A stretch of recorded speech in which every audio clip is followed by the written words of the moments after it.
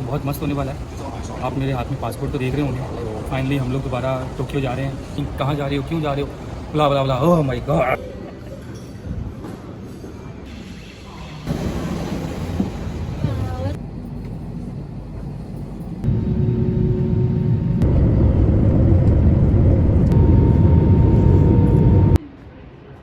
Hello guys, welcome to another blog. और आज का ब्लॉग बहुत मस्त होने वाला है। आप मेरे हाथ में पासपोर्ट तो देख रहे होंगे। तो फाइनली हम लोग दोबारा टोक्यो जा रहे हैं, मैं और मेरी वाइफ। और अभी हम लोगों ने इमिग्रेशन का प्रोसेस बहुत मुश्किल था। वर्ल्ड में सबसे जो मोस्ट डिफ़िकल्ट इमिग्रेशन है वो जापान की इमिग्रेशन है। तो अभी हम जापान पहुंचे नहीं है, लेकिन हमें वो एक्सपीरियंस ना पहले फील होना शुरू हो गया है। मतलब ताइवान से हम लोगों ने ताओयुआन इंटरनेशनल एयरपोर्ट से हम लोगों ने फ्लाइट ली है, लेकिन जो है यहाँ पे हर तरह की चेकिंग, बैग में क्या है क्या नहीं है, ईच एंड एवरीथिंग, कहाँ जा रहे हो, क्यों जा रहे हो, बुला बुला बुला, ओह माय गॉड। भी स्टार्ट करते हैं सबसे पहले एयरपोर्ट के अंदर से। सबसे पहले यहाँ पे ये इमिग्रेशन के बाद जैसे ही हम लोग एंटर हो जाते हैं अंदर, तो हमारे पास duty free shopping area start हो जाता है, जहाँ पे बहुत सारे डिफरेंट ब्रांड्स हैं। आपको आई थिंक इंटरनेशनल हर तरह का ब्रांड आपको मिलेगा, तो यहाँ से आप डिफरेंट शॉपिंग कर सकते हैं। कुछ क्लॉथिंग ब्रांड है, और यहाँ पे नॉर्मली लोग अल्कोहल वगैरह यहाँ से बाई करते हैं, क्योंकि यहाँ से ड्यूटी फ्री मिलता है। दूसरा डिफरेंट एयरलाइन पे डिपेंड करता है कि आप कितनी क्वांटिटी में अल्कोहल लेके जा सकते हैं। तो अभी हम लोग तो अपना स्टेशन देख रहे हैं कि हम लोगों ने किस हॉल से एंटर होना है। तो आई थिंक कि ये हमारा D6 है, लेकिन हम लोग पहले D5 की तरफ चले गए थे, लेकिन बाद में हमें याद आया कि घूमने के चक्कर में हमने तो D6 पे जाना है। तो फिर हम वहाँ से वापस आए और हमने मेक श्योर किया है कि हमारा D6 ही है, और अभी हमारे पास काफ़ी टाइम है। तो ये देखें, यहाँ पे इन्होंने कितनी अच्छी सर्विसेज दी हुई हैं कि यहाँ पे गोरे लोग जो है ना आके एक्सरसाइज करते हैं। मतलब बूढ़े लगे हुए हैं और जवान लोग एंजॉय कर रहे हैं, लेकिन बूढ़े जो हैं वो अपने आप को फिट रखने के लिए जो वेटिंग एरिया है, लाउंज है, वहाँ पे बैठ के और एक्सरसाइज और साइकिलिंग वगैरह कर रहे हैं। तो आई थिंक कि हमारा भी यही लाउंज है, और हम लोगों ने चाइना एयरलाइन से ट्रैवल करना है। लास्ट टाइम जब मैं गया था तो तब मैं टाइगर एयर से गया था। टाइगर एयर जो है वो थोड़ी as compare to China airline cheap है, और उनका प्लेन भी बिल्कुल छोटा सा है। लेकिन ये कि चाइना एयरलाइन जो है ये काफ़ी अच्छा है। ये देखें, यहाँ से ये है एक्चुअली इनका मेन एरिया, जहाँ से ये लोग लगेज शिफ्ट कर रहे होते हैं। नॉर्मली हम लोग जब बोर्डिंग करते हैं तो हम अपना लगेज बेल्ट पे रख देते हैं, वहाँ से स्कैन होके सिक्योरिटी चेकअप होने के बाद वो इनकी बेसमेंट में, जहाँ पे इनके कलेक्टर सिस्टम है या जो भी चीज़ें हैं, वहाँ पे चला जाता है। लेकिन यहाँ पे 1 बाय 1 आके ये इनकी गाड़ियाँ हैं जो कि लगेज ट्रांसफ़र करती है, और यहाँ से जो बैग्स हैं वो इन बॉक्सेस के थ्रू जो अंदर वो शिफ्ट कर। फाइनली हमारी कॉल आ चुकी है और हम लोग प्लेन में एंटर होने लगे हैं, और बहुत ज़्यादा एक्साइटेड हैं कि this is my second time in Japan. और ये यहाँ पे चाची खड़ी है, कह रही है कि अपनी अपनी हैंड फ्री चक लो जे तो तुसी कोई फिल्म देखनी है, जे नहीं देखनी तो फिर तुसी अपनी सीधा मुँह लैके तो तुसी अंदर दफ़ा हो जाओ। और थाईलैंड की तरह ये लोग स्वादी खाओ नहीं कहते, लेकिन ये जस्ट नी हाओ कह देते हैं कि भाईजान ताड़ी सीट नंबर केड़ी है। तो यह चाची खड़ी है, चेक करती रहती है कि ताड़ी सीट सही बह रही है या तुसी गलती नाल किसी विंडो सीट ते बह रहे जी। लेकिन चाची को पता लग गया कि मैं वीडियो बना रहा हाँ, इसलिए चाची ने ना मुँह साइड से कर लिया। चाची बाकियों को बिठाने में मसरूफ़ है, लेकिन ये है कि अब हमारी बारी भी आ ही जानी है। खैर, तो भाईजान जो है वो चल ही नहीं रहे, पता नहीं भाईजान को क्या मसला है। लेकिन हमने कहा है कि भाईजान तुरो, साड़ी सीट भी ये थक गए असी पहले इंतज़ार करके। तो फाइनली असी बह गए, और सब लोग जो है बारी बारी करके आ रहे हैं। हमारी फ़्लाइट इन्होंने थोड़ी सी यहाँ पे डिले कर दी है, लेकिन ऐसा इसमें यह है कि इन्होंने अराइविंग कार्ड भी बैठते साथ ही हमें दे दिया है। नॉर्मली क्या होता है, जब हम फाइनल पहुँच जाते हैं और जहाज़ जो है वो लैंड करने वाला होता है, तब हमें अराइवल कार्ड देते हैं। यहाँ पे ये इनका जापानीज़ कल्चर और ताइवानीज़ कल्चर है कि जैसे ही जहाज़ जाता है तो ये लोग झुक के हेलो टाटा बाय बाय के दफ़ा हो जाओ, तुसी तुहाडा इत्थे कोई काम नहीं, तो तुसी ये तो निकल जाओ। तो इन्होंने जो है ना हमें रवाना कर दिया है कि जो है ना आप हमारी कंट्री से बस छुट्टी कर जाएं और निकल जाएं। तो बस अभी जो हम लोग रनवे की तरफ जा रहे हैं, यहाँ पे बहुत सारे जो जहाज़ हैं वो क्यू में लगे हुए हैं ना। नॉर्मली दुबई के एयरपोर्ट के बारे में सुना था कि वो वर्ल्ड का सबसे बिजीएस्ट एयरपोर्ट है, लेकिन ताइवान में भी मैं ये देखा है कि बहुत सारे जहाज़ अब कुछ ऑलरेडी रनवे पे लगे हुए हैं लाइन में, और कुछ जो हैं वो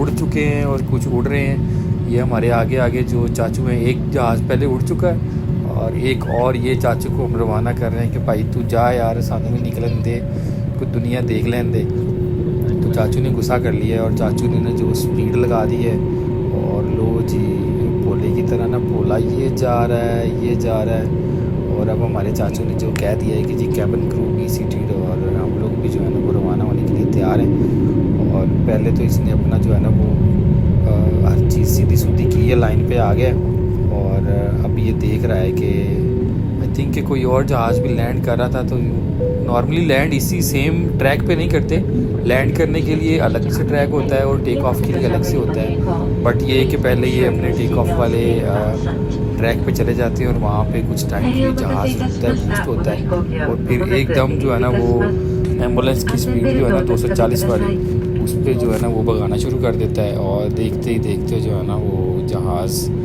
हवा में उड़ता हुआ नज़र आना शुरू हो जाएगा आप लोगों को। और ये वाला जो टाइम होता है ना ये बड़ा मज़ेदार होता है। मैं तो इस टाइम को बहुत इंजॉय करता हूँ। लोग होते हैं डर जाते हैं कि वो कानों में ये हो गया, वो हो गया, फलां हो गया, ढमकां हो गया, लेकिन मुझे जो है ना ये टाइम बड़ा मज़ेदार लगता है और सही रियल फीलिंग्स आ रही होती हैं कि बंदा जो है ना वो हवा में कहीं जा रहा है, मतलब पैसे लगाए मैं जहाज़ पे, कोई खोती रेडी पे नहीं जा रहा। और ये बिल्कुल साथ ही ताओयुआन के साथ ताओयुआन बीच है और आई थिंक कि एयरपोर्ट बिल्कुल साथ ही है। और मैं जो हूँ ना बड़ा एक्साइटेड मोड में बैठा हूँ और मूवी मैंने दी स्नाइपर लगा दी है और 3 घंटे की फ़्लाइट है और 3 घंटे के अंदर अंदर हम जो है ना वो जापान इंशाल्लाह लैंड कर जाएंगे। और भूख लग रही है अब बहुत, तो चाची जो है ना सबसे बारी बारी करके पूछ रही है कि किसी की अगर स्पेशल मील है तो काइंडली मुझे बता दे। और मैं जो है ना बेसब्री से खाने का इंतज़ार कर रहा हूँ कि किसी तरह खाना आ जाए और मैं जो है ना वो शुरू करूँ। वो जी इन्होंने हमें खाना दे दिया है। उनके पास इस दफ़ा पॉर्क करी थी और सी फूड पास्ता था, तो मैंने इन्हें कहा है कि आप प्लीज़ मुझे सी फूड पास्ता दें क्योंकि इफ्तारी का भी टाइम होने लगा है और हम जो है ना रोज़ा इसी खाने से ही खोलेंगे। साथ में इन्होंने हमें कुछ ब्रेड्स दिए हैं, बटर दिया है और सेम इसी तरह ही बेगम को भी इन्होंने सी फूड पास्ता है, ब्रेड है और ये ब्रेड के साथ इन्होंने बटर दिया हुआ है। और ये पाइनएप्पल केक ताइवान का बहुत फेमस है, ये तो ताइवान की फ़्लाइट में देते ही देते हैं। और इन्होंने साथ हमें मैश पोटैटो के साथ कुछ फ़िश दी है और कुछ फ्रूट्स हैं साथ में और ड्रिंक्स दी है साथ में। चाय का भी पूछने के लिए दादी अम्मा जो है ना वो आएंगी कि पुत्र चाय पीनी है या नहीं पीनी। लेकिन चाय मुझे नॉर्मली इतनी ज़्यादा पसंद नहीं है फ़्लाइट में, लेकिन मैं कोशिश करता हूँ कि मैं जूस ही पीऊँ। और चाय का मज़ा जो है वो अपने अलग माहौल में ही आता है। लेकिन यह है कि सी फूड पास्ता इनका बहुत मज़ेदार था। और ये आंटी के जो बंद है ना ब्रेड ख़त्म हो गई है, मेरे साथ वाली जो आंटी है वो मुझे बार बार बोल रही होती है कि ए भाई इतने जापान जाना आया या रोटी खाना आया। लेकिन भाई खाना तो हम खाएंगे, देसी लोग हैं, तो खाना ना खाएं तो मज़ा नहीं आता। तो खाना शाना खा के अब हम बस तकरीबन पहुंचने वाले हैं और माउंट फूजी का व्यू आना है, लेकिन मुझे पता नहीं है कि वो किस टाइम पॉइंट पे आना है। बस मैं यही है कि टाइम को देख के अंदाज़ा लगाया हुआ है कि जैसे ही जापान एंटर होंगे तो माउंट फूजी हमें कहीं ना कहीं थोड़ा थोड़ा सा नज़र आना शुरू हो जाएगा। और ये चाची ने भी अनाउंसमेंट कर दी है, 6 मिनट रह गए हमारे लैंड होने में और ये हमें माउंट फूजी यहाँ से सनसेट हो रहा है और साथ हल्का हल्का नज़र आ रहा है क्योंकि क्लाउडी इतना ज़्यादा नहीं है, लेकिन सनसेट की वजह से हमें बहुत ज़्यादा क्लियर व्यू नहीं मिल रहा, लेकिन एटलीस्ट पता चल रहा है कि माउंट फूजी है। और मैंने अपने टूर स्केड्यूल में भी प्लान किया हुआ है कि मैं माउंट फूजी ज़रूर जाऊंगा क्योंकि लास्ट टाइम जब मैं आया था तो मेरे पास जस्ट 2 डेज़ थे और 2 दिन के अंदर मैं कुछ बहुत ज़्यादा एक्सप्लोर नहीं कर सका। लेकिन इस दफ़ा मेरे पास 1 वीक है और मैं कोशिश करूँगा कि माउंट फूजी अगर तो वेदर कंडीशंस अच्छी हुई, क्योंकि बहुत सारे लोग जो हैं वो प्लान करते हैं, जाते भी हैं, लेकिन वेदर की वजह से जो टॉप ऑफ द माउंटेन है वो नहीं देख सकते। बट इस दफ़ा मैंने बल्कि देखा है कि 2 दिन के लिए तो स्नो है यहाँ पे।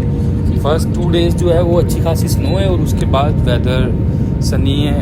तो लेकिन देखते हैं कि हम इस व्यू को एंजॉय कर सकते हैं या नहीं। और फाइनली हम लोग जो है वो टोक्यो नारिटा एयरपोर्ट जो कि बहुत ही फेमस है और यहाँ पे जो असल इमिग्रेशन का सिस्टम है ना वो यहाँ पे आपको जो रोकते हैं, सुनने में आया लास्ट टाइम जब मैं आया था तब तो मेरे साथ मेरे प्रोफेसर थे और काफ़ी स्मूथ प्रोसेस हो गया था। लेकिन इस दफ़ा हम दोनों ही ट्रैवल कर रहे हैं और ये फाइनली हम लोग टोक्यो नारिटा एयरपोर्ट पे वेलकम है सबका, आप लोगों का भी और साथ में मेरा भी। और हमारा जहाज़ अल्हम्दुलिल्लाह सेफली लैंडिंग हो गई है हमारी और मुझे लगता है कि 500 की स्पीड पे ये उतर रहा है।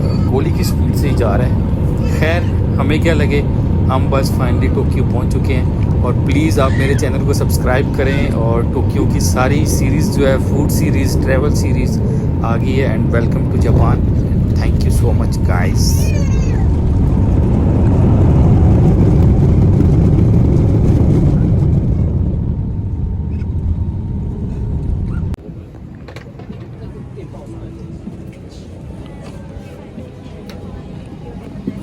आ जाए, पीछे लोग आ गए।